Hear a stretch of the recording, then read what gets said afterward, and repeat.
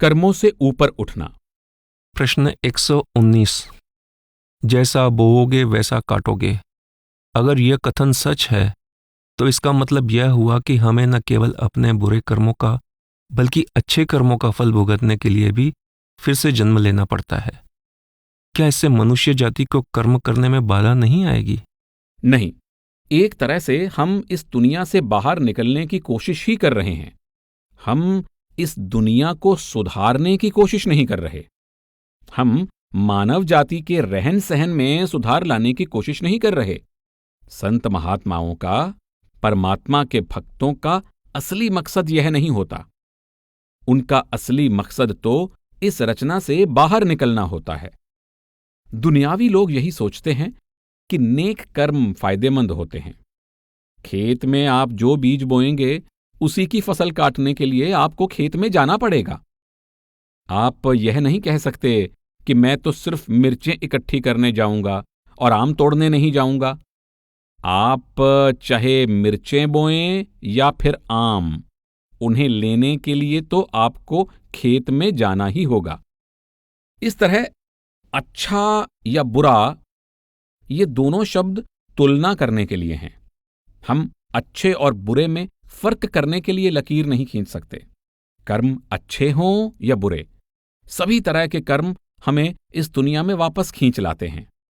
हमें अच्छे और बुरे दोनों तरह के कर्मों का भुगतान करने के लिए यहां वापस आना पड़ता है। यहां तक कि अच्छे कर्म भी अंत में दुखदायी हो सकते हैं। आप अच्छे कर्मों के कारण एक राजा, लीडर या फिर किसी कंपनी का बड़ा अफसर बन सकते हैं, पर उन हालात में भी आप सुखी तो नहीं होते। वहां किसी और तरह के दुख होंगे। यह दुनिया दुखों की नगरी के सिवाय कुछ भी नहीं है। चाहे आप यहां अच्छे कर्मों का फल भोगने आएं या बुरे कर्मों का। संत महात्माओं का मकसद हमें इस काल की नगरी से बाहर निकालना होता है। जब तक सभी कर्मों का हिसाब चुकता नहीं हो जाता, आत्मा काल की नगरी से छुटकारा नहीं पा सकती। महाराज जी, मेरा सवाल यह है कि अगर मैं रूहानी तरक्की करना चाहता हूं तो क्या मुझे अच्छे और बुरे दोनों तरह के कर्मों से बचकर रहना होगा? नहीं, आपको अच्छे कर्म करने से नहीं बचना, केवल उन अच्छे कर्मों के फल की इच्छा नहीं करनी चाहिए। हम ये कैसे कर सकते हैं? आपको फल की कोई इच्छा नहीं करनी है। मिसाल के तौर पर, अगर आप निष्काम भाव से कुछ दान में देते हैं तो आपको उसका फल पाने के लिए वापस नहीं आना पड़ेगा। लेकिन आम तौर पर हम इस उम्मीद से लोगों को कुछ दान देते हैं कि अगले जन्म में हमें इसका 10 गुना वापस मिले। हमारे मन में कुछ अच्छा काम करने की इच्छा हमेशा होती है। जैसे कि अपने दोस्त की मदद करते वक्त हम सोचते हैं कि जरूरत के वक्त वह भी हमारी मदद करेगा। इस तरह मैंने एक बीज बो दिया। मैंने अपने दोस्त के साथ कर्मों के लेन देन का रिश्ता कायम कर लिया। लेकिन अगर मैं अपने दोस्त के लिए कुछ अच्छा करके उसे भूल जाता हूं, तब मैं कोई भी बीज नहीं बोता। अगर आप कुछ दान करते हैं और उसके बारे में बिल्कुल नहीं सोचते, आप उसके फल की इच्छा नहीं करते, तब आप कोई नया बीज नहीं बो रहे जिसका फल पाने के लिए आपको वापस आना पड़े। क्या इसका मतलब यह हुआ कि अगर मैं अपने दोस्तों, संबंधियों या आम लोगों के लिए कुछ अच्छा करना चाहता हूं तो इसे निष्काम भाव से करूं? हाँ, ऐसा ही होना चाहिए। लोगों से प्रेम करना चाहिए, उनसे अच्छा सुलूक करना चाहिए, मन में उनके लिए हमदर्दी होनी चाहिए और उनकी मदद करनी चाहिए, पर बदले में किसी तरह के फल की इच्छा नहीं करनी चाहिए। अगर हम बदले में कुछ पाना चाहते हैं तो हमें फिर से जन्म लेना पड़ेगा। जब तक हम इस देह में हैं, हम कर्म करने से बच नहीं सकते। हम बिना कर्म किए रह ही नहीं सकते।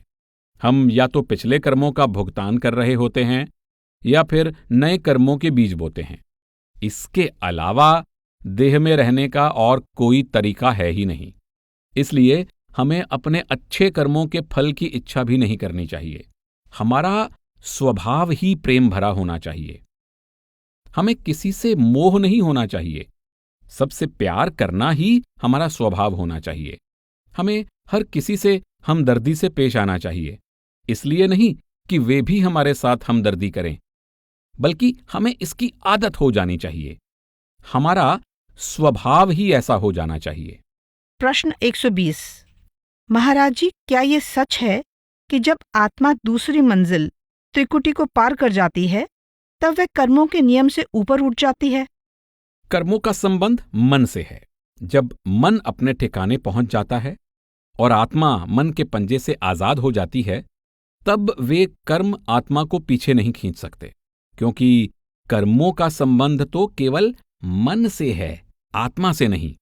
इस तरह जब मन शब्द से जुड़कर अपने स्रोत में समा जाता है, वहां आत्मा उसके पंजे से आजाद हो जाती है। जब आत्मा का साथ मन से छूट जाता है, तब ये कर्म बेअसर हो जाते हैं। फिर ये कर्म आत्मा को पीछे नहीं खींच सकते, क्योंकि अब आत्मा का मन से किसी प्रकार का नाता नहीं रह जाता। यह तो ठीक है, परंतु प्रलय और महाप्रलय के समय ब्रह्मांड तक के सभी मंडलों का नाश हो जाता है, तो क्या आत्मा को वापस आना पड़ सकता है? त्रिकुटी पार कर लेने के बाद भी आत्मा पर कर्मों के कुछ गहरे संस्कार रह जाते हैं, लेकिन आम तौर पर ये संस्कार आत्मा को वापस खींचकर इस दुनिया में नहीं लाते। उन सब कर्मों के गहरे संस्कार तीसरे रूहानी मंडल के मान सरोवर में धुल जाते हैं। लेकिन जहां तक महाप्रलय का सवाल है, उस वक्त सब कुछ ही खत्म हो जाता है। महाप्रलय के वक्त हर चीज का वजूद खत्म हो जाता है और सब कुछ परमात्मा में समा जाता है। प्रलय के वक्त भी आत्माएं चौथे रूहानी मंडल में रहती हैं। वे वापस इस दुनिया में नहीं आती। वे जन्म मरण के चक्र से ऊपर उठ चुकी होती हैं। प्रश्न 121। क्या ब्रह्मांडी मन में भी कर्मों के बीज होते हैं? मन ही कर्मों का जन्मदाता है और कोई नहीं। मन पर कर्मों के पर्दे चढ़े हुए हैं। जो भी कर्म हमने पिछले जन्मों में किए हैं, उनका फल हम अब भोग रहे हैं। मन पर उन कर्मों के पर्दे चढ़े हुए हैं। ब्रह्मांडी मन भी कर्मों से परे नहीं है। कर्म तो त्रिकुटी तक हमारा पीछा नहीं छोड़ते, यहां तक कि आत्मा के मन का साथ छोड़ देने पर भी नहीं। जब आत्मा मन माया के दायरे को पार कर लेती है, तब भी हमारे प्रारब्ध कर्म बाकी रहते हैं, जिनका भुगतान हमें इस जीवन में करना होता है। लेकिन तब ये कर्म हमारे वश में होते हैं। कर्म तो फिर भी रहते हैं, क्योंकि कोई भी इस दुनिया में एक मिनट के लिए भी बिना कर्म किए नहीं रह सकता। जब आत्मा मन के पंजे से आजाद हो जाती है, यह प्रकाशमान हो जाती है, पूर्णता को प्राप्त कर लेती है। लेकिन इसका मतलब यह नहीं कि हमारे सारे कर्म खत्म हो जाते हैं। हमारा प्रारब्ध तब भी बाकी रहता है, जिसे हमें भुगतना होता है। हम बिना कर्म किए एक पल भी नहीं रह सकते, लेकिन तब आपने अपने कर्मों पर काबू पा लिया होता है। आप उन कर्मों के गुलाम नहीं होते। जैसा कि हजरत ईसा ने कहा था, मैं अपनी इच्छा से इस शरीर को छोड़ सकता हूं और अपनी इच्छा से इस शरीर को धारण कर सकता हूं। प्रश्न 122। महाराज जी, अगर कोई व्यक्ति इच्छाओं और मोह ममता से ऊपर उठ जाए, तो क्या इसका मतलब यह है कि वह कर्म रहित हो गया? नहीं, कर्म रहित होना बिल्कुल अलग अवस्था है। जैसे ही हमारे कर्म खत्म हो जाते हैं, आत्मा परमात्मा के पास वापस चली जाती है। तब आप इस रचना में रह ही नहीं सकते। हमारा शरीर में होने का मतलब ही यह है कि हमारे कुछ कर्म ऐसे हैं जिन्होंने हमें इस शरीर से बांधकर रखा हुआ है। अगर हमारे कर्म खत्म हो जाते तो हम किसी हालत में यहां ना होते। ये कर्म हमारे प्रारब्ध कर्म हैं जिन्होंने हमें इस शरीर से बांधकर रखा हुआ है। जिस पल हम कर्म रहित हो जाते हैं, हम परमात्मा के पास वापस चले जाते हैं। यदि आप इच्छा रहित हो सकें तो आप दुनिया से उपराम हो सकते हैं, लेकिन इस शरीर में रहते हुए आप कर्म रहित नहीं हो सकते। इस संसार में आप जो कुछ भी करते हैं वह कर्म है। आप खाते हैं, पीते हैं, चलते फिरते हैं, बातचीत करते हैं, ये सब कर्म ही तो हैं। इन्हें कर्म ही कहते हैं। इसलिए आप कर्म किए बिना रह ही नहीं सकते। हां, आप निष्काम कर्म कर सकते हैं।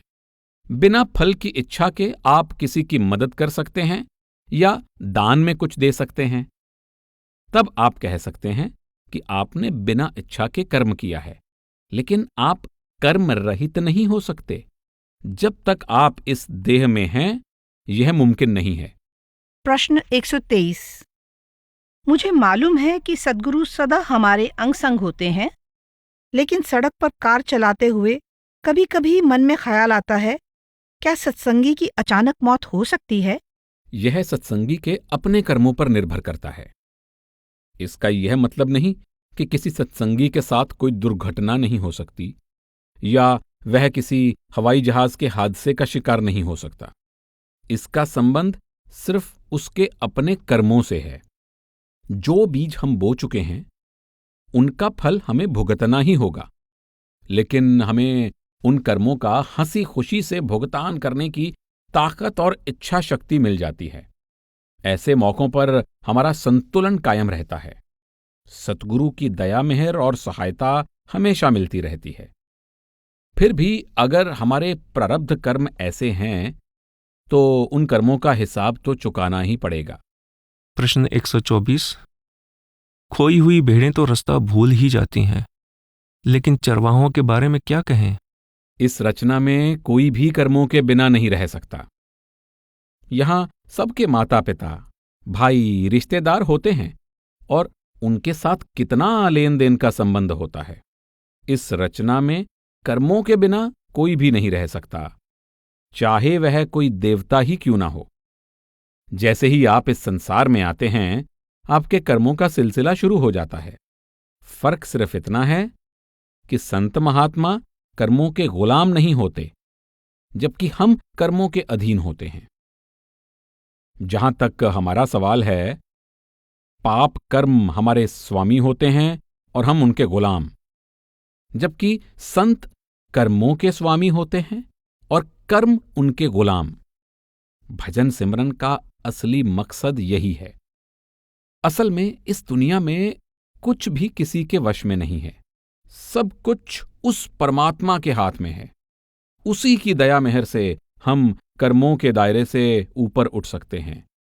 किसी के वश में कुछ नहीं है। प्रश्न 125। क्या कर्म हमारे मन या ब्रह्मांडी मन को छलने के लिए काल द्वारा रचा गया एक छलावा है? यही सच है। मन ही इन कर्मों को इकट्ठा करता है। उनका भुगतान यही करना पड़ता है। कर्म सदा के लिए नहीं रहते। कर्म आते हैं और चले जाते हैं। आप कर्मों को इकट्ठा करते हैं, फिर उनका भुगतान करके उनसे छुटकारा पा लेते हैं। इस तरह हम कह सकते हैं कि कर्म हमेशा कायम नहीं रहते। जब तक हम कर्मों में यकीन रखते हैं, क्या तब तक ही उनकी असलियत यानी सच्चाई है? मैं सच उसे कहता हूं जो कभी नहीं बदलता। जो सच है, सिर्फ वही असल है। बाकी सब भ्रम है। केवल परमात्मा सच है, आत्मा सच है। बाकी सब कुछ बदलता रहता है। प्रश्न 126। क्या सद्गुरु सत्संगी की हर वक्त संभाल नहीं करते? आपको सतगुरु की संभाल का एहसास कई तरह से होता है। इसका हमेशा यह मतलब नहीं कि आपको दुर्घटना से बचा लिया जाए। संभाल एक अलग चीज है। अगर हमारे कर्मों में किसी दुर्घटना का होना लिखा है, जिसमें कई दूसरे लोगों के कर्मों का भी संबंध है, तो फिर हम उस दुर्घटना से कैसे बच सकते हैं? हम तो कर्मों की लंबी जंजीर की केवल एक कड़ी हैं। सतगुरु की दया और कई तरह से होती है। जैसे दुर्घटना का कम असर महसूस हो, डॉक्टरी मदद जल्दी मिल जाए, आप जल्दी ही ठीक हो जाएं। लेकिन आप यह नहीं कह सकते कि आप दुर्घटना से ही बच जाएंगे।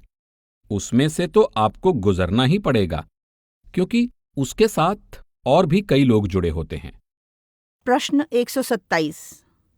मैं यह जानना चाहती हूँ कि क्या सत्संगी बन जाने से हमारी उम्र कम हो जाती है?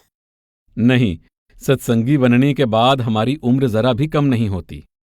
हम जो भी प्रारब्ध लेकर आए हैं उसको भुगतना होता है। सीजर का जो भी कर्ज है हमें सीजर को चुकाना है। जो कर्म हम अपने पहले जन्मों में कर चुके हैं उनका फल भोगना होता है। इसलिए हमारी उम्र कम नहीं हो सकती। आपने बाइबल में पढ़ा होगा जहां हजरत ईसा परमपिता से प्रार्थना करते हैं कि उनके शिष्य परमात्मा में समा जाएं। हजरत ईसा इस संसार से जाने वाले हैं, पर उनके शिष्यों को अभी संसार में रहना है। इसलिए वह परमात्मा से प्रार्थना करते हैं कि परमात्मा उनके शिष्यों की संभाल करे। उनका मतलब है कि सबको अपने अपने प्रारब्ध का, कर्मों का भुगतान करना है। हमारी उम्र घटती नहीं, लेकिन हमें अंदर से शक्ति जरूर मिल जाती है जिससे हम जिंदगी के दुख सुख भोगते हुए मन का संतुलन नहीं खोते और खुशी खुशी कर्मों का हिसाब चुका देते हैं। प्रश्न 128। क्या कोई अपने कर्मों को बदल सकता है? हम प्रारब्ध कर्मों को नहीं बदल सकते जो कि हमारी तकदीर बन चुके हैं, पर भजन सिमरन के द्वारा हम इतनी रूहानी तरक्की कर लेते हैं कि हमें उनका असर ज्यादा महसूस नहीं होता। हम उन्हें भोगते अवश्य हैं, पर हमारी इच्छा शक्ति इतनी दृढ़ हो जाती है कि हम उनसे ऊपर उठ जाते हैं और बिना अधिक परेशान हुए और बिना डोले उन हालात में से खुशी खुशी गुजर जाते हैं। हालांकि हम उनकी परवाह नहीं करते, लेकिन हमें उन्हें भोगना तो पड़ता है। पर जब हम नाम की कमाई करते हैं तो हमारे दिल में परमात्मा के लिए प्यार और भक्ति भाव होता है। तब हम नए कर्मों का बीज नहीं बोते जिनको भोगने के लिए हमें फिर इस दुनिया में आना पड़े, जबकि संचित कर्मों का भंडार केवल नाम की कमाई से ही नाश किया जा सकता है। प्रश्न 129। जब हम किसी की सहायता करना चाहते हैं तो यह कैसे कह सकते हैं कि हम पुराना कर्ज चुका रहे हैं या नया कर्म बना रहे हैं? यह सवाल पहले भी पूछा जा चुका है। यह समझ पाना बहुत मुश्किल है कि हमने जो बोया है उसकी फसल इकट्ठी कर रहे हैं या नए कर्मों के बीज बो रहे हैं। हाँ, भजन सिमरन करने से हम इतनी तरक्की कर लेते हैं और ऐसी अवस्था में पहुंच जाते हैं कि हमें मालूम हो जाता है कि हम प्रारब्ध भुगत रहे हैं या नए बीज बो रहे हैं। इसलिए हमें अच्छे कर्म करने की पूरी कोशिश करनी चाहिए। फिर भी अगर कुछ इसके उलट हो जाए तो हमें समझ लेना चाहिए कि यह पिछले कर्मों का फल है। कर्मों में अंतर करने का यह एक साधारण सा तरीका है। जीव के संस्कार। प्रश्न 130। महाराज जी, ऐसा क्यों होता है कि मरने के वक्त किसी को तो ऐसा लगता है कि वह नींद में है, जबकि किसी दूसरे को सुंदर नज़ारे दिखाई देते हैं? क्या ऐसा उसके साथ भी हो सकता है जो मरकर फिर जिंदा हो गया हो? हर इंसान के अपने अपने कर्म होते हैं और कुछ लोग खूब रूहानी तरक्की कर लेते हैं। इसलिए मौत के बाद या मरते वक्त या फिर अचेत अवस्था में भी उन्हें अलग अलग तरह के अनुभव होते हैं। दूसरे लोगों को उनके रूहानी, जज्बाती या दुनियावी हालात के मुताबिक अलग तरह के अनुभव होंगे। अचेत अवस्था में हर एक को अलग अलग अनुभव होते हैं। मिसाल के तौर पर हम में से हर कोई नींद में अलग अलग तरह के सपने देखता है। हर एक को एक जैसा सपना नहीं आता। सोते तो सब हैं, लेकिन हर एक को अपने अपने संस्कार, निजी जीवन या दबी हुई इच्छाओं के मुताबिक अलग अलग तरह के सपने दिखाई देते हैं। ऐसे ही हर इंसान को अचेत अवस्था में अलग अलग तरह के अनुभव होते हैं। हमारे अनुभव एक जैसे नहीं हो सकते क्योंकि हमारे हालात में अंतर होता है और अपने अपने जीवन में हम अलग अलग तरह के कर्मों को भोगते हैं। प्रश्न 131। मेरे एक मित्र का 3 वर्ष का पोता है। उसे कभी नहीं बताया गया कि वे शाकाहारी हैं, परंतु वह मांस नहीं खाता।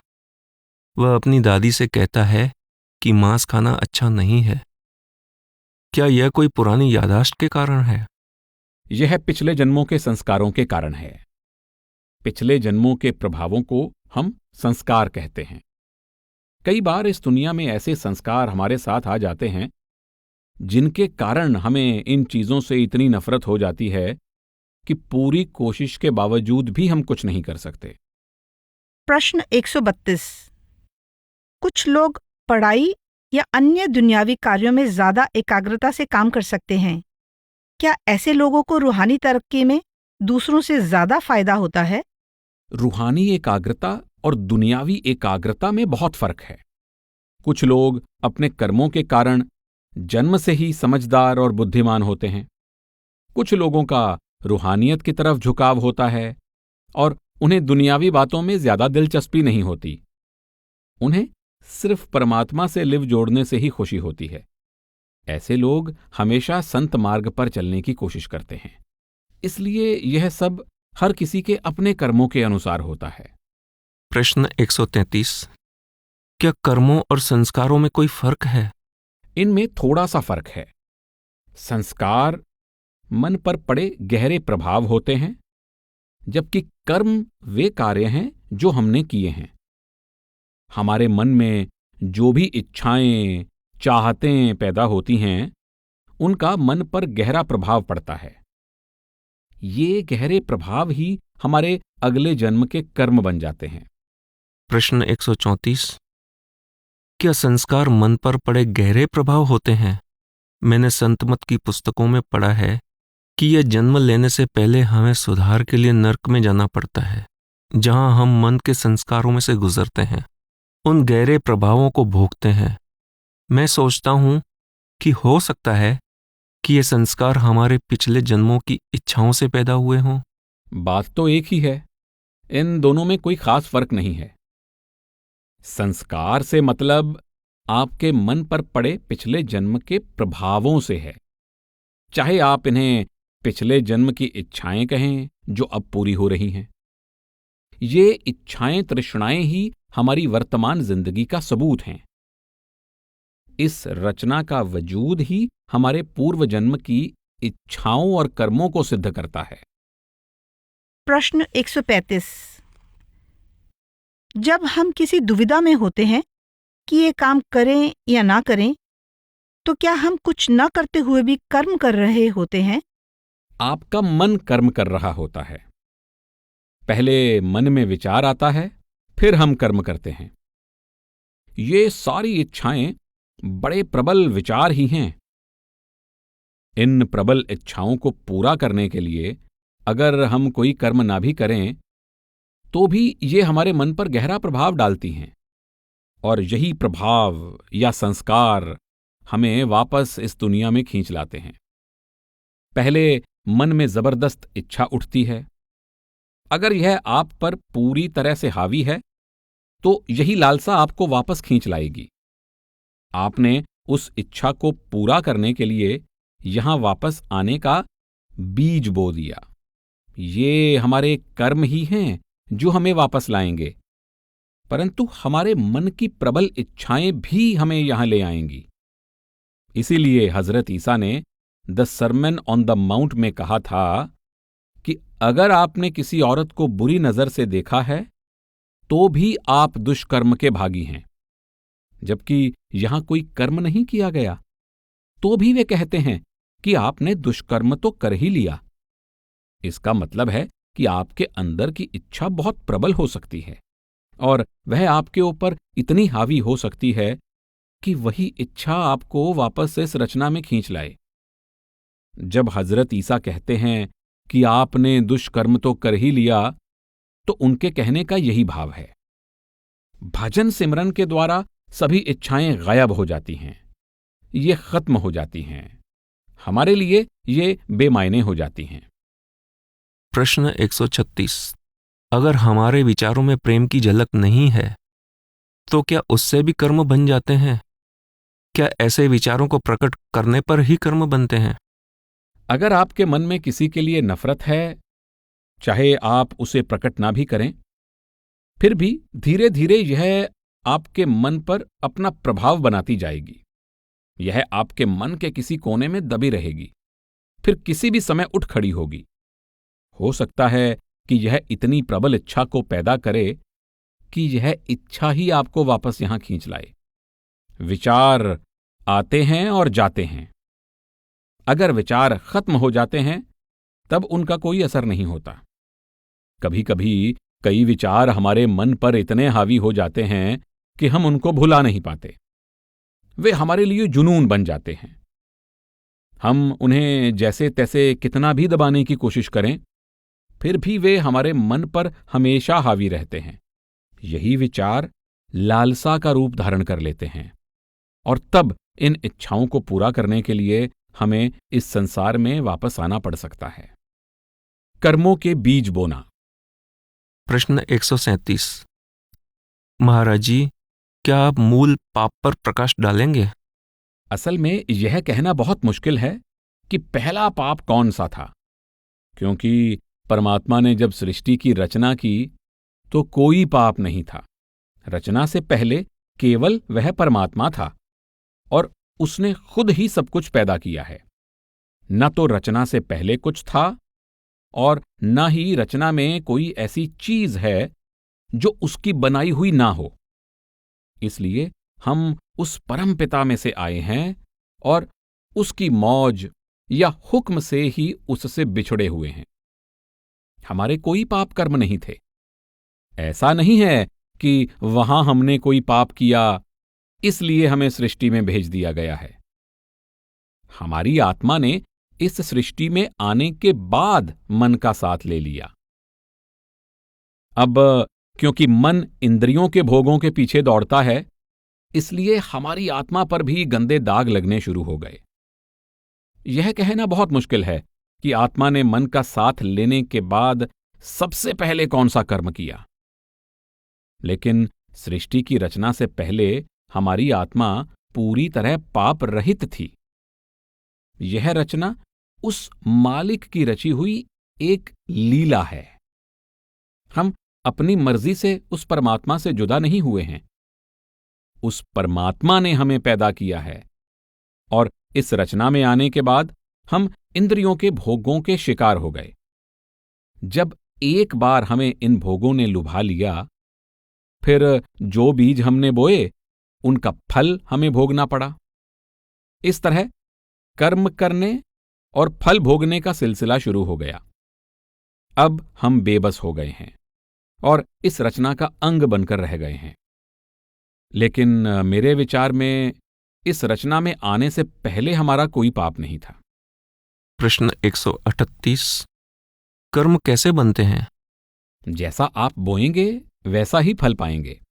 क्या शुरू से ही जब हम इस रचना में आए थे? जब हम इस सृष्टि में आए तब हमारे कोई कर्म नहीं थे। जब आप शतरंज खेलते हैं तो पहली चाल आपके हाथ में होती है, लेकिन फिर बाद की चालें उस पहली चाल पर निर्भर करती हैं। फिर आपके पास और कोई दूसरा रास्ता नहीं रहता। इसी तरह शुरू में जब हम पैदा हुए और दुनिया में आए तब हमारा कोई कर्म नहीं था। परमात्मा की इच्छा थी कि हम इस सृष्टि का हिस्सा बने।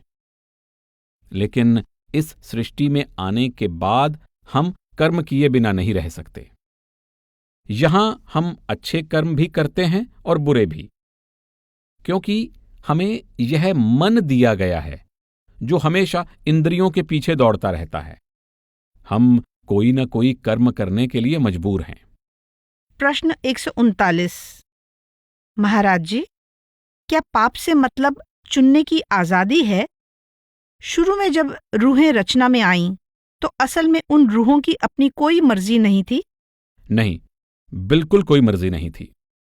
तो फिर क्या इसे पाप माना जा सकता है? आपको इसे कोई नाम तो देना ही होगा। अच्छे कर्म भी पाप ही हैं। आप उन्हें अच्छे कर्म कह सकते हैं, लेकिन उन अच्छे कर्मों का हिसाब चुकता करने के लिए भी आपको इस रचना में आना ही पड़ता है। इसलिए भारतीय संत महात्माओं ने कर्म शब्द का प्रयोग किया है, जिसमें अच्छे और बुरे दोनों तरह के कर्म आ जाते हैं। शुरू में हमें कोई आजादी नहीं थी। परमात्मा ने अपने आप को इस रचना में प्रकट किया और हमें इस रचना का हिस्सा बनाया। हमसे कभी सलाह नहीं ली गई थी। हम खुद यहां नहीं आना चाहते थे, क्योंकि कौन परमात्मा के साथ रहने के बजाय उसके बिछोड़े का दुख उठाना चाहेगा। हम यहां क्यों हैं, इसे किसी न किसी तरह से तो समझाना होगा। इसलिए संत महात्माओं ने इसे इस ढंग से समझाया है। प्रश्न 140। महाराज जी, आपने जो कहा है उसके बाद भी इस बड़े सवाल का जवाब नहीं मिल पाया। रचना के रचे जाने का कारण आपने कहा है कि जब हम उस मालिक के पास पहुंच जाएंगे तो हमें इसका जवाब मिल जाएगा।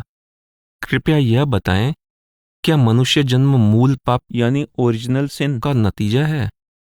ओरिजिनल सिन का भाव केवल सृष्टि की रचना के बाद आया, उससे पहले नहीं। बाइबल के अनुसार भी सृष्टि की रचना से पहले कोई पाप नहीं था। सृष्टि की रचना के समय आदम और हव्वा में कोई पाप नहीं था। ओरिजिनल सिन उसके बाद ही आया, इसलिए उससे पहले उनमें कोई पाप नहीं था। सेंट जॉन ने कहा है, सृष्टि की रचना से पहले कुछ भी नहीं था, सब कुछ परमात्मा के साथ था। उसने अपनी रचनात्मक शक्ति से वह सब कुछ रचा जिसे हम देखते हैं, और जो कुछ भी रचा गया है वह उसी के द्वारा रचा गया है। सृष्टि की रचना से पहले कुछ नहीं था, केवल वह परमात्मा था। इस तरह उसने अपने आप को इस रचना में प्रकट किया हुआ है, और हम जो कुछ भी देखते हैं सब उसी का पसारा है। एक बार जब हमें जन्म मिल गया और मन हमारे साथ लगा दिया गया, तो हमारी आत्मा मन का साथ लेकर पाप इकट्ठे कर रही है। इस तरह हमारे पाप हम पर हावी होते गए और हम उन पाप कर्मों के गुलाम बन गए। इन पाप कर्मों के कारण हमें एक जगह से दूसरी जगह, एक देह से दूसरी देह में और एक घर से दूसरे घर में जाना पड़ रहा है। इस तरह इस सृष्टि की रचना हुई। लेकिन सृष्टि की रचना से पहले कोई पाप नहीं था, क्योंकि हम परमात्मा के साथ थे, और तब परमात्मा के अलावा और कुछ नहीं था। परमात्मा के साथ रहते हुए तो कोई पाप हो ही नहीं सकता। लेकिन जब हमें पैदा कर दिया गया तो हम मन और माया की इस नगरी में आ गए, और मन लज्जत का आशिक है। इस तरह परमात्मा ने इस सृष्टि की रचना की। अगर हमारे अंदर यह कमजोरी ना होती तो यह रचना भी ना होती, कोई भी इस रचना का हिस्सा ना होता। उसने हमें अधूरा बनाया है, और जितनी देर तक हम इस रचना में रहते हैं उतने ही और अधूरे बनते जाते हैं, उतने ही ज्यादा पाप इकट्ठे करते जाते हैं, और उतने ही ज्यादा इस रचना के मोह में फंसते जाते हैं। इसी तरह यह रचना लगातार चल रही है। जब परमात्मा किसी को पूर्ण बनाना चाहता है, वह उस आत्मा को अपनी ओर खींच लेता है, और वह इस रचना से छुटकारा पा लेती है। उसकी मौज के बिना किसी का इस रचना से छुटकारा नहीं हो सकता। अगर हर कोई पूर्ण बन जाए तो यह सृष्टि कायम नहीं रह सकती। इस सृष्टि का वजूद ही खत्म हो जाएगा। जैसे ही हम पूर्णता को प्राप्त कर लेते हैं, हम उस पूर्ण परमात्मा में समा जाते हैं। यह कायनात तभी तक कायम रह सकती है जब तक यह अपूर्ण है, अधूरी है। प्रश्न 141। क्या अपने कर्मों के प्रति हमारा नजरिया ही उन्हें अच्छे या बुरे कर्म बनाता है? उदाहरण के रूप में अगर कोई भयानक घटना घट जाती है तो क्या हमें थोड़ी सी आजादी होती है कि हम उसे किस रूप से देखें? कर्म करने के पीछे उसके मकसद का बहुत महत्व है। हमारे इरादे, हमारे मकसद की बड़ी अहमियत होती है। उदाहरण के लिए, आप कोई नेक काम करना चाहते हैं। आप बहुत अच्छे इरादे से किसी की सहायता करना चाहते हैं, लेकिन हो उसके उलट जाता है। उसकी सहायता करने के बजाय हम उसे चोट पहुंचा देते हैं। आपने उसे और अधिक दुखी और नाराज कर दिया। लेकिन आपका इरादा तो बिल्कुल नेक था, आपकी भावना अच्छी थी। यहां तक कि कानून की नजर में भी गुनाह किस मकसद से किया गया, यह जाने बिना किसी को सजा नहीं दी जाती। इस दुनिया में भी किसी को सजा सुनाने से पहले उसके गुनाह के मकसद को साबित करना पड़ता है। इसलिए यह जानना बहुत जरूरी है कि आप किस इरादे से वह काम कर रहे थे। प्रश्न 142। यदि हम किसी का भला करते करते कुछ बुरा कर बैठते हैं और हमें पता लग जाए कि यह हमारी गलती थी और हमें सच्चे दिल से इसका दुख हो, तो क्या इससे कोई फायदा होता है? मैं अभी यही समझाने की कोशिश कर रहा था। हमें अपनी तरफ से हमेशा पूरी ईमानदारी और नेक नियति से किसी का भला करने की कोशिश करनी चाहिए।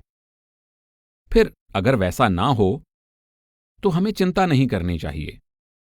उसे अपना प्रारब्ध या होनी समझ लेना चाहिए। हम उसका कुछ नहीं कर सकते। जो होना था हो गया। हमारा मन साफ है। हमने जानबूझकर ऐसा नहीं किया, पर हमें अपनी कमजोरियों को सही साबित करने के लिए बहाने नहीं ढूंढने चाहिए। जब हम सच्चे दिल से भला करने की कोशिश करते हैं तो आगे मालिक की मौज है, वह जो चाहे सो करे। यदि बात उल्टी हो जाती है तो हम लाचार हो जाते हैं। प्रश्न 143। हमारी किताबों में लिखा है कि जब तक पहले मंडल में नहीं पहुंच जाते, कर्म गति को पूरी तरह नहीं समझा जा सकता। यह ठीक है कि आपको यह पता नहीं लग सकता कि किस कर्म का क्या फल मिल रहा है। यह जानना मुमकिन नहीं है कि आप पिछले कर्मों का फल भोग रहे हैं या नया बीज बो रहे हैं। वर्तमान अवस्था में यह फर्क समझ पाना संभव नहीं है। इसलिए हमें व्यावहारिक दृष्टि से काम लेना चाहिए। हमें अपनी तरफ से अच्छे कर्म करने की कोशिश करनी चाहिए और फल मालिक की मौज पर छोड़ देना चाहिए। प्रश्न 144। क्या किसी आत्मा को कर्म करने की आजादी होती है? जैसे कुछ लोग अच्छे कर्म करते हैं और कुछ बुरे कर्म करते हैं। क्या कारण है कि एक आत्मा बुरे कर्म और दूसरी आत्मा अच्छे कर्म करती है? यह इस बात पर निर्भर करता है कि आपको कहां भेजा गया है। शुरू में परमात्मा ने हमें अच्छे या बुरे कर्म दिए और हमें भेजा। कहां जाना है उसे चुनने का अधिकार हमें नहीं था। हो सकता है कुछ रूहों को बेहतर माहौल में भेजा गया हो और वे उसी के मुताबिक ढल गईं, जबकि दूसरी रूहों को पहली रूहों के मुकाबले बुरे माहौल में भेजा गया हो, वे भी उसी के मुताबिक ढल गईं। इस तरह उन्होंने उसी माहौल के मुताबिक कर्म करने शुरू कर दिए जहां वे भेजी गई थी। इसीलिए उनके कर्म एक दूसरे से अलग हैं। मिसाल के तौर पर, एक डाकू किसी बच्चे को गोद लेता है और उसकी परवरिश करता है। वह बच्चा अपने पिता से और उस माहौल से जिसमें वह पलकर बड़ा हुआ है, उसी तरह की आदतें सीख लेता है। उसी दौरान एक नेक आदमी भी उसी यतीम खाने से एक दूसरे बच्चे को गोद लेता है। उसका पिता बहुत धार्मिक, नेक, दयालु और अच्छा इंसान है। उस बच्चे की परवरिश उस अच्छे माहौल में होती है। अब दोनों बच्चे उसी यतीम खाने से आए हैं, लेकिन उनका सोचने का ढंग अलग अलग है। आप खुद ही समझ सकते हैं कि उनकी परवरिश, उनकी सोच में, उनके कर्मों और आचार व्यवहार में कितना फर्क होगा। दोनों में से किसी भी बच्चे को यह चुनने का अधिकार नहीं था कि गोद लेने पर उसे कहां जाना होगा। यह एक मामूली सी मिसाल है। ठीक इसी तरह जहां भी रूहों को भेजा गया है, उसी माहौल में उनकी परवरिश होती है, उसी के अनुसार वे बर्ताव करना शुरू कर देती हैं और उनके मन भी उसी के मुताबिक ढल जाते हैं। प्रश्न 143। इतने सारे वर्षों तक कर्म करते जाने का मतलब समझ नहीं आता। हमें उनके बारे में कुछ पता भी नहीं लगता। हम उनसे कुछ सीखते भी नहीं, फिर उनके बारे में क्यों चिंता करें? नहीं, हम उनसे कुछ नहीं सीखते। अगर हमने अपनी पिछली गलतियों से कोई सबक सीखा होता तो हम उन्हें दोहराते ही नहीं। हम इस बात से बिल्कुल बेखबर हैं कि हमने अपने पिछले जन्मों में क्या किया है, तो फिर हम इनसे क्या सीख सकते हैं? हम कुछ नहीं सीखते। जो कुछ हम कर चुके हैं उसके लिए दुख जरूर उठाते हैं। देखा जाए तो हमारी कोई गलती ही नहीं थी, क्योंकि हमें इस रचना में जबरदस्ती भेजा गया है और हम इस रचना में कर्म करने के लिए मजबूर हैं। जब कर्म कर बैठते हैं तो उनके गुलाम बन जाते हैं। प्रश्न 146। क्या हमें पता लग सकता है कि ये जन्म हमें कौन सी इच्छा के कारण मिला है? कोई एक खास इच्छा हमारे जन्म का कारण नहीं होती। जब हमारी बहुत सी इच्छाएं, अधूरी तृष्णाएं और अनेक कर्म इकट्ठे हो जाते हैं, तभी हमें यह देह मिलती है। इसलिए कोई एक खास इच्छा हमें इस संसार में वापस लाने की वजह नहीं बनती।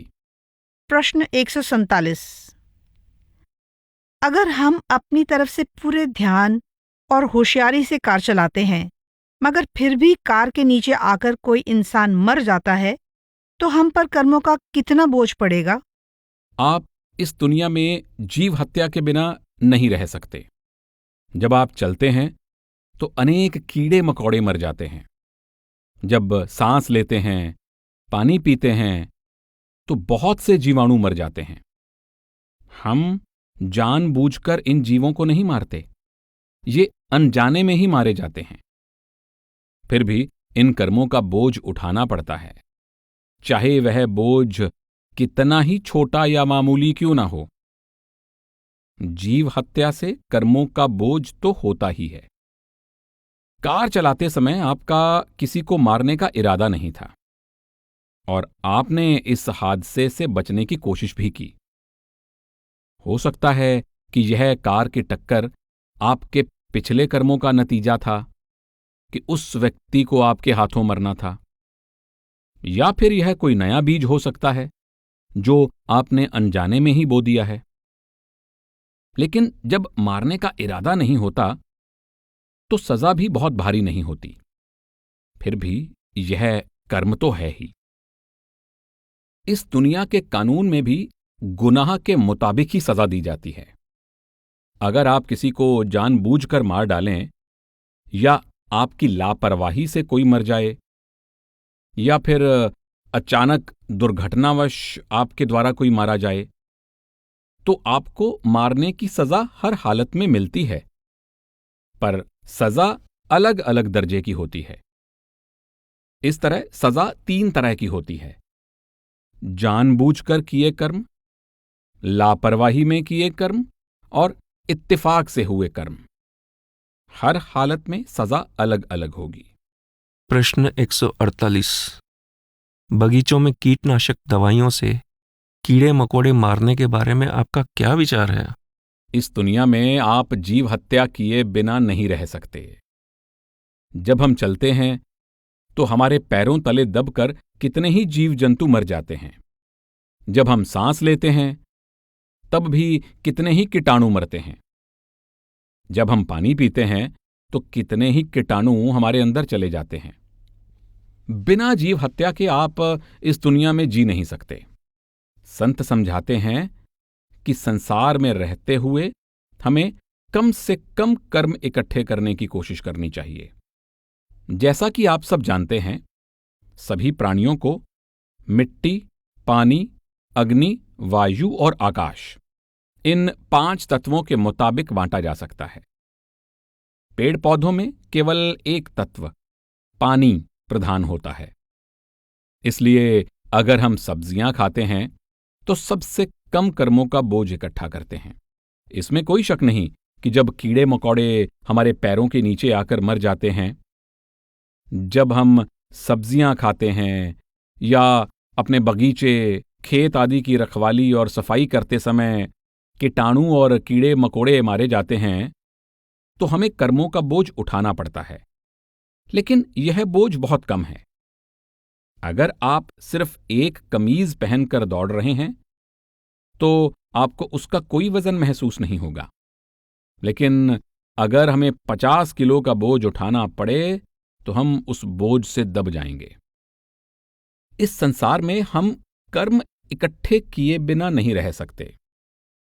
इसलिए संत हमें नसीहत देते हैं कि जहां तक हो सके कम से कम कर्म इकट्ठे करो। जब आप भजन सिमरन करते हैं तो कर्मों की इस छोटी सी गठरी का बोझ अपने आप ही खत्म हो जाता है। इसलिए सब्जियां खाने या बाग बगीचों में निराई गुड़ाई करने या फल फूल तोड़ने से कर्मों का जो बोझ इकट्ठा होता है, उसकी आपको चिंता नहीं करनी चाहिए। इन चीजों की बाल की खाल उतारने का कोई फायदा नहीं। प्रश्न 149। आपका यह कहना है कि सब कुछ भाग्य में लिखा होता है। मेरी समझ में नहीं आता, इस तरह क्या बुरा व्यक्ति होना भी हमारे भाग्य के कारण ही नहीं होगा? यदि आपने बुरे कर्मों के बीज बोए हैं तो आपको बुरे कर्मों का फल भोगने के लिए इस दुनिया में आना पड़ेगा। अगर आपने अच्छे बीज बोए हैं तो आपको अच्छे बीजों का फल लेने के लिए भी इस दुनिया में आना होगा। हजरत ईसा कहते हैं, एक कड़वा पेड़ कड़वे फल देगा, एक अच्छा पेड़ अच्छे फल देगा। इसलिए बीज बोते समय इस बात का ध्यान रखना चाहिए कि आप अच्छा बीज बो रहे हैं या बुरा। जब फल आ जाए तब आप यह नहीं कह सकते, मुझे बुरा फल नहीं चाहिए, मुझे अच्छा फल ही चाहिए। कर्मों के बीज बोते वक्त आपको होशियार रहना चाहिए।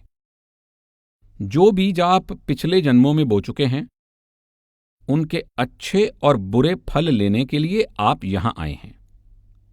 इसलिए अब आगे कोई बुरे कर्मों के बीज मत बोइए। और इनसे आप तभी बच सकते हैं जब आप अंतर में शब्द की धुन से जुड़े हों। इसलिए बुरे कर्मों के बुरे नतीजे आपको समय समय पर भुगतने ही पड़ते हैं। जिन कर्मों के बीज आप पहले बो चुके हैं, उन कर्मों का फल आपको भोगना ही पड़ता है। आप इनसे बच नहीं सकते। प्रश्न 150। महाराज जी, सबसे ज्यादा तसल्ली मुझे आपके इन शब्दों से हुई, हमें वही मिलता है जिसके हम हकदार हैं। हमें वही मिलता है जिसके हम हकदार हैं।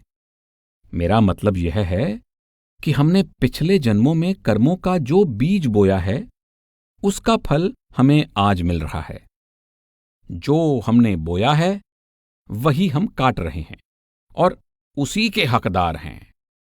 इसलिए हमें हमेशा वैसे कर्म करने चाहिए जैसा फल हम प्राप्त करना चाहते हैं। प्रश्न 151। महाराज जी, ऐसा लगता है कि दुनियावी कामयाबी की चाहत और तकदीर में जो लिखा होता है उसमें बहुत ही कम फर्क है। क्या आप समझाएंगे या सलाह देंगे कि हम आसानी से कैसे जान सकते हैं कि हमारे भाग्य में क्या लिखा है और इसके विपरीत कौन सी चीज हमारी इच्छाओं को बढ़ा रही है? हम अपनी चेतना की इस अवस्था में यह कभी नहीं जान सकते कि हमारे प्रारब्ध में क्या है या हमारी ख्वाहिश क्या है। इस स्तर पर दोनों का फर्क समझा नहीं जा सकता। हम यह तभी जान सकते हैं जब हम मन और माया के दायरे से ऊपर उठ जाते हैं। जब आत्मा पूर्ण हो जाती है, यह मन का साथ छोड़ देती है और इसके ऊपर से सारे पर्दे उतर जाते हैं। तब आत्मा यह जान लेती है कि मैं जो कर्म भुगत रही हूं वे मेरे पिछले जन्म में बोए बीजों का फल है या मैं एक नया कर्म बना रही हूं। उस अवस्था में पहुंचने पर ही आप यह जान सकते हैं उससे पहले नहीं। लेकिन हम अपनी अंतरात्मा की आवाज जरूर महसूस करते हैं, जो हमें यह समझने की शक्ति दे देती है कि यह ठीक नहीं है, मुझे यह नहीं करना चाहिए, नहीं तो मुझे इसका नतीजा भुगतना पड़ सकता है। हमारी चेतना का स्तर ऊंचा भी हो सकता है, लेकिन फिर भी हम धोखा खा सकते हैं। यह हमारे प्रारब्ध के अनुसार भी हो सकता है, या हो सकता है कि हम कोई नया कर्म बना रहे हैं। यह कहना बहुत मुश्किल है। इसलिए हम जो भी कर्म करते हैं, हमेशा यही सोचना चाहिए कि मैं एक नया कर्म करने जा रहा हूं, मैं एक नया बीज बो रहा हूं। हमें अपने हर कार्य को इसी नजरिए से देखना चाहिए। फिर भी हमारी पूरी कोशिश के बावजूद कोई बात हो जाती है, तो हम अपने आप को यह कहकर समझा सकते हैं कि यह मेरे प्रारब्ध के कारण है। हम गलत भी हो सकते हैं, पर कम से कम तब हमें कोई शिकायत नहीं होगी, क्योंकि हमने अपनी पूरी कोशिश की है। फिर भी मन इतना ताकतवर हो सकता है कि हमें धोखा देकर कोई कर्म करने के लिए प्रेरित करे। इसलिए जब भी हम कोई कर्म करें, हमेशा यही सोचना चाहिए कि हम एक नया बीज बोने जा रहे हैं। हमारा यही नजरिया होना चाहिए। प्रश्न 152। महाराज जी, क्या इसमें जिंदगी में होने वाली घटनाओं का मतलब निकालना भी शामिल है? अक्सर लोग इन घटनाओं के कारण के बारे में चर्चा करते हैं कि ये कर्मों के लेख के कारण हुई या सद्गुरु की रजा से। असल में इसकी कोई जरूरत नहीं है। हमें अपनी तरफ से पूरी ईमानदारी और सच्चे दिल से कोशिश करनी चाहिए कि हम वही करें जो हमें सही लगता है। उसके बाद इसे परमात्मा पर छोड़ देना चाहिए कि यह हमारा प्रारब्ध था या हमने एक नया बीज बोया है। यह एक नया बीज भी हो सकता है, परंतु यह आपका प्रारब्ध भी हो सकता है। मौजूदा हालत में इनमें कोई फर्क नहीं कर सकते। इसलिए इस उधेड़बुन में पड़ने की जरूरत नहीं है कि यह मेरा प्रारब्ध था या मैंने एक नया बीज बोया है। हमारे लिए इसे भूल जाना ही बेहतर है। हमें अपनी तरफ से सब कुछ पूरी ईमानदारी और सच्चे दिल से करना चाहिए। अगर फिर भी हम किसी कमजोरी का शिकार हो जाते हैं, तो अपने मन को दोषी ठहराने के बजाय उसे भूल जाना चाहिए। हमें भजन सिमरन में ध्यान लगाना चाहिए, बजाय इसके कि हम अपने मन को यह समझाने की कोशिश करें कि यह मेरा प्रारब्ध था, या अपने मन में यह बोझ उठाते फिरें कि मैंने एक और नया बीज बो दिया है। इसके बारे में आप जो भी सोचें, इससे कोई फर्क नहीं पड़ता, क्योंकि अगर कोई फर्क पड़ता है तो सिर्फ भजन सिमरन से। भजन सिमरन से ही सब कुछ सही होगा। इस अवस्था में हम यह कभी नहीं जान सकते कि हमारे प्रारब्ध में क्या है और भविष्य के लिए क्या बोया गया है। इसलिए हमें अपने जीवन की हर घटना, हर कदम को ऐसे देखना चाहिए मानो हम एक नया कदम उठा रहे हों, एक नया बीज बो रहे हों। लेकिन हमारी पूरी कोशिश के बावजूद फिर भी कुछ उल्टा ही हो जाता है, तो आप कह सकते हैं कि यह आपके भाग्य में है। लेकिन तब भी हम गलत हो सकते हैं। इसलिए बेहतर यही है कि हम इसे भूल जाएं और अपने भजन सिमरन की ओर ध्यान दें। प्रश्न 153। महाराज जी, अगर हम अपना भजन सिमरन नियम पूर्वक करते हैं, तो क्या भजन सिमरन उन नए बीजों को भी नष्ट कर देता है जो हम इस जीवन में बोते हैं? बेशक, हम जो कुछ इस जीवन में करते हैं, भजन सिमरन से उसकी संभाल खुद ब खुद हो जाती है। यहां तक कि कर्मों के जो बीज हम अब बो रहे हैं, उन्हें भी भजन सिमरन के द्वारा खत्म किया जा सकता है।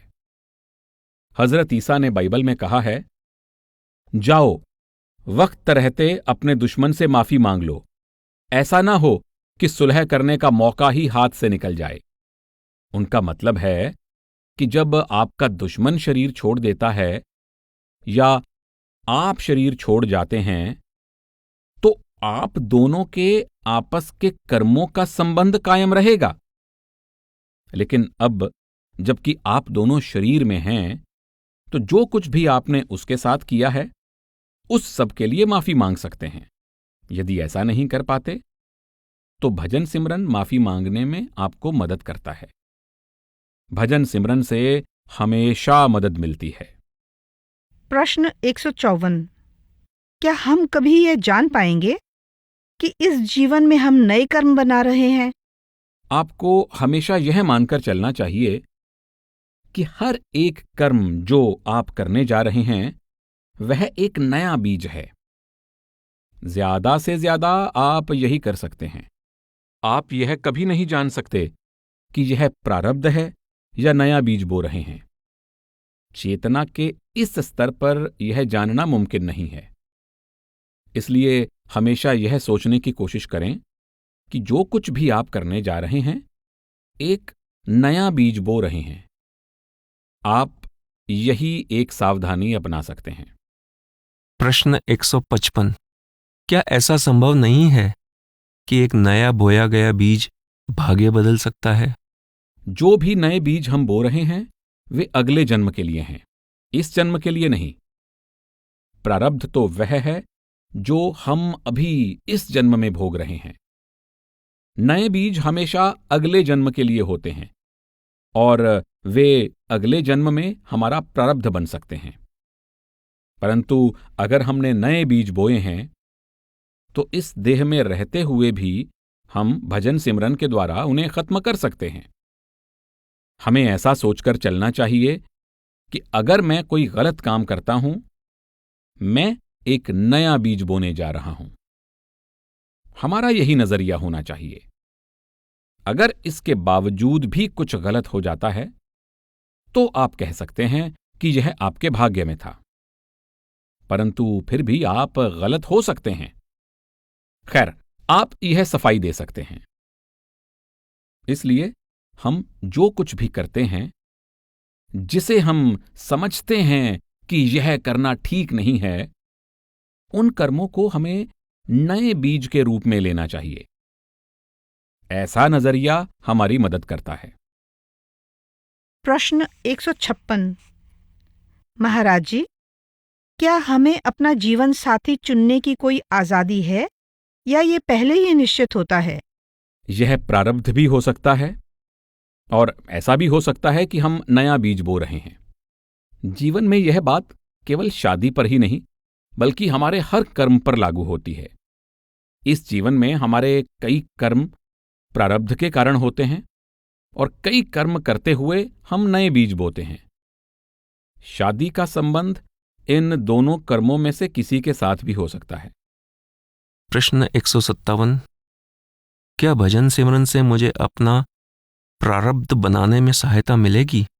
बेशक, क्योंकि आप खुद ही अपना प्रारब्ध बनाते हैं। जैसा कि बाइबल में लिखा है, अगर पेड़ अच्छा है तो फल भी अच्छे ही होते हैं, नहीं तो उसे काट कर आग में झोंक दिया जाता है। इसलिए अगर आप मनुष्य जन्म पाकर अच्छे कर्म कर रहे हैं, तो उनका अच्छा फल मिलेगा। आप अपना भाग्य बना रहे हैं। अगर आप भजन सिमरन करते हैं, तो आप वापस जाकर परम पिता परमात्मा से मिलाप करने का भाग्य बना रहे हैं। अगर आप खोटे कर्म कर रहे हैं, तो इस दुनिया में वापस आने का भाग्य लिख रहे हैं। इस तरह आप खुद ही अपनी तकदीर बनाते हैं। भजन सिमरन आपको वापस उस परम पिता के पास ले जाएगा। और जैसा कि हजरत ईसा ने कहा है, अगर आप होली घोस्ट या शब्द धुन की तरफ पीठ कर लेंगे, तो आपको फिर वापस इस दुनिया में आना पड़ेगा। प्रश्न 158। क्या हम अपने बुरे कर्मों के लिए जिम्मेदार हैं? हम इनके लिए इस दृष्टि से जिम्मेदार हैं कि हमें उनका फल भोगना पड़ता है। ये कर्म परमात्मा हमसे नहीं करवाता, हमारा अपना मन करवाता है। बाइबल में भी कहा गया है, जो बोओगे वही काटोगे। किसान खेत में जो बोता है, फसल पकने पर उसी को काटेगा। अगर उसने मिर्चें बोई थीं तो मिर्चें काटेगा। यदि आम का पेड़ लगाएगा तो आम के फल खाने का हकदार हो जाएगा। यह दुनिया कर्म भूमि है, कर्मा संदड़ा खेत है। हम जो जो कर्म करते हैं, जो जो बीज बोते हैं, उन्हीं का फल पाने के लिए हमें यहां वापस आना पड़ता है।